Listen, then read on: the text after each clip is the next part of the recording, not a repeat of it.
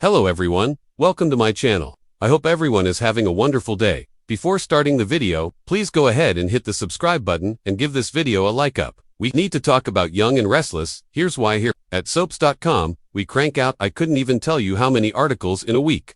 But it's a lot, and sometimes I'll own it. I forget that there are people working their asses off on the other side of the screen to put on the best show that they possibly can. When I like the stories that they are telling and the way that they are being told, it's an absolute delight to heap praise upon them. And when I'm not so crazy about them, well, it's like I've completely forgotten the old adage, if you don't have something nice to say, then don't say anything at all. I can be blunt, cuttin', as Days of Our Lives, Susan Banks would put it, mean.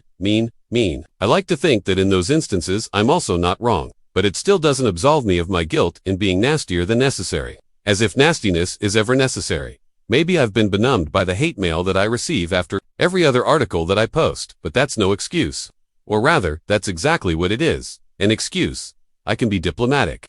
I can make my criticism constructive, and I can certainly refrain from wearing my disappointment on my sleeve. Which brings us to The Young and the Restless, a show on which I have been particularly down. I've struggled with the games of musical CEOs, questioned the use of psychos, and wondered whose romance is supposed to be the equivalent of the next Victor and Nikki's and Mo. I know that I'm not alone in my frustration. I recently posted a poll asking fans to grade the show, and nearly 70% of the readers who responded gave it a D.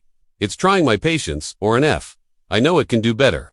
That still doesn't make it okay that I've been insulting. It's one thing to call out what could stand improvement, but quite another to do so in an ugly way, and by focusing on the negative. I miss all of the positives that still make Young and Restless compelling television, from its incredible history to its blue-chip cast to the plot twists that leave us going, wait, did that really just happen? Did anyone predict that the Damien we originally met would turn out to be Stanton Holden? I didn't. Do I want more from Young and Restless? Yes, lots. But that doesn't diminish what it gives us on the daily. Michelle Stafford elect every scene that Phyllis enters. Jason Thompson may play an entitled jerk, but by God, he does it beautifully.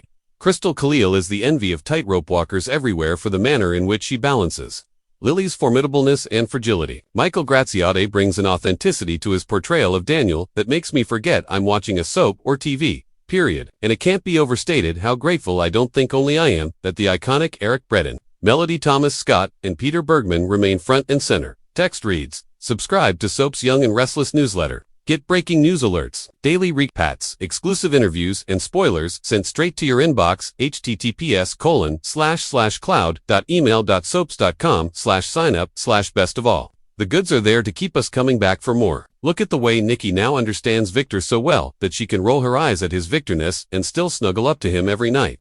That's hashtag relationship goals right there.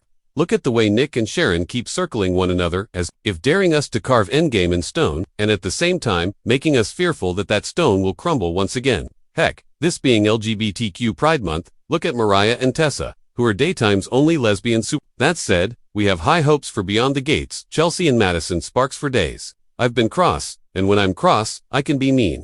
But at the end of the day, I have no idea what it takes to keep the wheels turning on a soap. I may just be bitter because, shocker, I once tried to break into writing for daytime and failed. They wouldn't have me. Big whoop. That's showbiz. It doesn't mean that I get a free pass to trash a show that I've enjoyed since I was a kid and would sorely miss if it wasn't there for me every day.